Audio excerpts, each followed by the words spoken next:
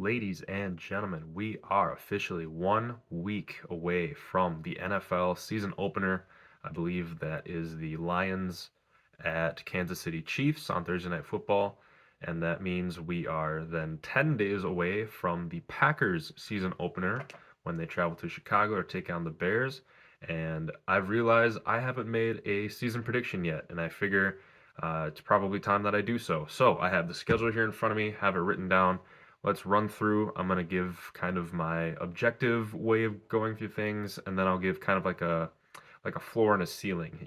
Maybe a couple games go well for the Packers, maybe some games go poorly. But let's run through real quick. I'll give you my objective, and then I'll kind of tell you, what's the floor and what's the ceiling, in my opinion. So, like I just said, in 10 days, the Green Bay Packers will travel to Chicago to take on the divisional rival Chicago Bears. That game is at 3:25 p.m. And personally, I think the Packers walk into Soldier Field, and I think they leave Chicago with a dub. It's probably going to be a little bit closer of a game than in years past. Obviously, with the transition from Rodgers to Love, the offense probably isn't going to be as good as it used to be. But the defense, I think, carries the team this week, and I think Green Bay walks out of Chicago starting the season 1-0. The next week, on September 17th, the Green Bay Packers will travel again, this time to Atlanta to take on the Atlanta Falcons. And this game, in my opinion, I feel could go either way. However, it being in Atlanta, I do have the Falcons winning this game, making the record 1-1. And then moving on the week after that, September 24th, the Packers will play their first home game of 2023 against the New Orleans Saints. That game is at noon. And I believe that this is another game that could go either way, but I'm going to take the Saints in this one, just because, I don't know what the offense is going to look like with Jordan Love. Now, he looked pretty good in the preseason. I don't think I made anything about the preseason, but he looked pretty good. But still, I think the Saints, they're a little bit more experienced, and I think they just got Derek Carr. Yep, and he's an underrated quarterback. He's pretty decent. So I think the Saints take that game. The Packers will be 1-2 at this point. And then on a short week for the beginning of week 4, the Packers will play at home again, this time against the Detroit Lions. This one on Thursday Night Football at 7:15 p.m. And I think the Packers will probably end up losing this game as well. The Detroit Lions are the favorite to win the NFC North, I believe. And I think the Lions at this point in time are just too good. Well, not that they're too good, but they at this point in time are better than Green Bay. So I have the Packers losing that game as well. The Packers will then have um, let's see, the Packers will then have 11, maybe even 12. I'm doing the math. I think they'll have at least 11 days, if not 12 days, to rest up and recuperate. Then they will travel to Las Vegas on October 9th for Monday Night Football, a game against the Las Vegas Raiders. This is Davante Adams' first game against his former team, Green Bay Packers. It'll be a matchup of Jaire Alexander versus Davante Adams, two of the best players at each of their respective positions. Davante Adams, he's a top 3 receiver. Jaire's a top 3 corner, so that should be a fun matchup. Um, in this game, I guess I haven't really thought out ahead too much about these. This is kind of on the spot. Um, the Raiders, they are going with Jimmy Garoppolo, who is their new starting quarterback. And this is probably more of another 50-50 game. There's probably going to be a lot of these on the Packers schedule. It being in Las Vegas, I'm going to give the Raiders the benefit of the doubt, and I'm going to say that the Raiders win this game. And then for week 6, the Packers do have an early bye this year. Um, they usually end up with a really early bye or a really late bye. The past couple years, it's been like week 5 or week 13. They've never really had like a week 8, 9, or 10 bye, which is preferred, but it's whatever. We deal with it. After the bye week in week 7 on October 22nd, the Green Bay Packers will travel to Denver for a Sunday afternoon game at 3:25 p.m. to take on the Denver Broncos, who are now coached by Sean Payton. And again, being in the altitude, being that they have head coach Sean Payton, I'm going to say that the Broncos win that game. But again, it's another 50-50, so we'll see what happens there. The next week after that, when week 8, on October 29th, the Packers will be at home to take on divisional rival the Minnesota Vikings. That game will be at noon, and I'm going to say that the Packers win that game. That may be a surprise to some people, but honestly, I think the Packers could split the season series between them and Minnesota this year. That's probably optimistic thinking, but I think the Packers can take the game at home. So there you have that.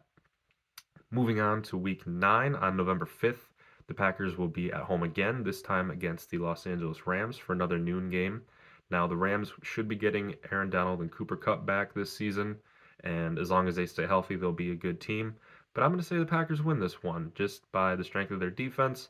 And I don't know. Again, it's probably optimistic thinking, but I don't think the Rams are going to be as good as they were 2 years ago during their Super Bowl run. So I'm going to say the Packers win that game. In week 10, on November 12th, the Packers will take on the Pittsburgh Steelers in Pittsburgh for another noon game. And I'm going to say that the Steelers are going to win that game just because I think, they're another one of those kind of up and coming teams, and the Packers are still kind of in that transitional period like I mentioned before. So I'm going to say the Steelers win that game in week 10. In week 11, on November 19th, the Packers will be at home to take on the Los Angeles Chargers for a noon game, and that is another game I think the Packers are going to lose. Um, just due to the fact that Justin Herbert, he's bound to have a really great season. The Chargers have a pretty good wide receiving core, and as long as their defense is average or just above average, I see them winning that game. It's even though it is at home in Green Bay, I think the Chargers come into Lambeau and take that one.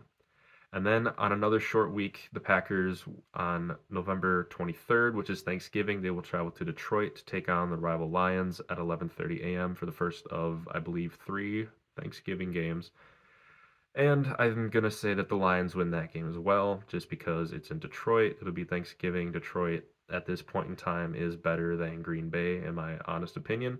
I'm trying to be as objective as possible. Could the Packers win that game? Yes, absolutely. Could they win a majority of these games on the schedule? Yeah, absolutely. But in my personal opinion, I think it being in Detroit, it being on Thanksgiving, I think that the Lions are going to win that game. And then because of their game being on Thanksgiving, the Packers will have another week and a half of rest for their game on December 3rd when the defending Super Bowl champion Kansas City Chiefs will come into Lambeau to play on Sunday Night Football at 7:20 p.m. This one goes without saying. I'm going to say the Chiefs win this game just because the Chiefs at this point in time are like 3 tiers above the Green Bay Packers at this moment in time. Will the Packers get better as the season goes on? Absolutely. But are there going to be growing pains this year? Absolutely. Jordan Love this is obviously his first season as a starter, and going forward, these games have meaning. He looked good in preseason. I already said that, but um, things get real now, and he does look confident, but there's probably going to be some nerves going into the season and as the season goes on. I hope that Jordan Love gets better and his confidence will grow and he'll get better as the season goes on.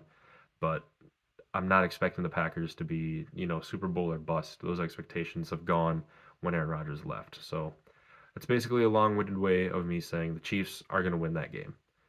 Then the Packers will have an extra day of rest for their Week 14 matchup on December 11th, where they will travel to New York to take on the New York Giants on Monday Night Football.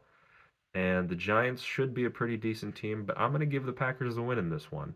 Um, I know the Giants beat the Packers last year in London, but I don't know. I just think things will work out differently. Maybe Joe Barry has figured out how to run this defense a little bit better. The last third of the season last year, the defense looked pretty good. And this is late enough in the season where, Jordan Love will build chemistry with his wide receivers and, get into a flow of the offense. So I'm going to say the Packers are going to win that game and then, yeah, move on from there.